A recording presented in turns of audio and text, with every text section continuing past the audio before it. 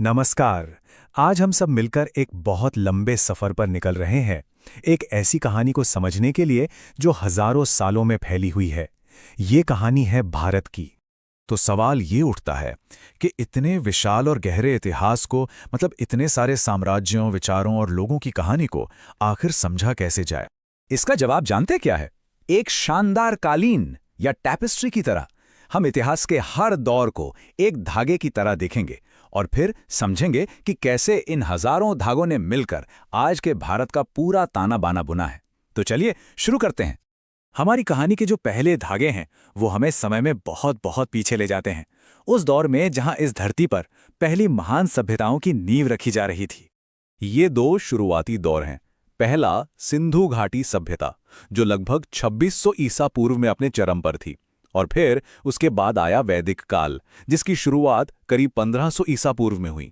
ये वो बुनियादें हैं जिन पर आगे का पूरा इतिहास बना। जरा सोचिए, सिंधु घाटी के लोग उस जमाने में कितने मॉडर्न रहे होंगे।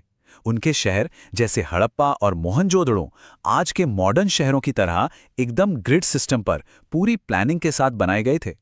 मतलब आज से 4,500 साल पहले पक्की ईंटों के घर, इतना एडवांस्ड ड्रेनेज सिस्टम और मेसोपोटामिया जैसी दूर की सभ्यताओं के साथ ट्रेड, कमाल है। और उनकी एक अपनी लिपि भी थी, एक ऐसी लिखावट जिसे हम आज तक समझ नहीं पाए हैं। वाकई एक रहस्यमय लेकिन बेहद उन्नत सभ्यता। अच्छा, सिंधु घाटी सभ्यता के बाद जो अगला बड़ा धागा बुना गया वो था ज्ञान और फिलॉसफी का। ये वो समय था जब वेदों की रचना हुई। वैदिक काल ने भारत की धार्मिक और दार्शनिक पहचान को एक आकार दिया। संस्कृत भाषा का विकास हुआ और समाज को कामों के आधार पर अलग अलग समूहों में बांटा गया, जिसे वर्ण व्यवस्था कहा गया। तो इस दौर ने उन विचारों की नींव रखी जो आज भी भारतीय संस्कृति का एक बहुत अहम हिस्सा है। चलिए अब कहानी में थोड़ा आगे बढ़ते हैं और देखते हैं कि कैसे छोटे छोटे राज्यों से विशाल साम्राज्यों का जन्म हुआ और कैसे इस टैपेस्ट्री में कुछ सुनहरे धागे जुड़ गए। मौर्य साम्राज्य, इसने पहली बार भारतीय उपमहाद्वीप के एक बहुत बड़े हिस्से को एक शासन के नीचे लाकर खड़ा कर दिया। चंद्रगुप्त मौर्य और सम्राट अशोक जैसे शासकों ने न सिर्फ एक सेंट्रलाइज एडमिनिस्ट्रेशन बनाया, बल्कि बौद्ध धर्म को दूर दूर तक फैलाया। मौर्यों के बाद आया गुप्त साम्राज्य। इसे अक्सर भारत का स्वर्ण युग या गोल्डन एज कहा जाता है। और क्यों? क्योंकि उस दौर में इतनी शांति और समृद्धि थी कि उसने कला, विज्ञान और साहित्य को फलने फूलने का एक असाधारण मौका दिया। और हाँ, इसी स्वर्ण युग ने दुनिया को एक ऐसा क्रांतिकारी आइडिया दिया जिसने सब कुछ बदल दिया। शून्य यानी जीरो। इस एक खोज ने गणित और विज्ञान की पूरी दिशा ही बदल कर रख दी। इस दौर के जीनियस लोगों में से एक थे आर्यभट्ट। वो एक शानदार खगोलशास्त्री और गणितज्ञ थे जिनकी खोजें अपने समय से कहीं आगे थीं।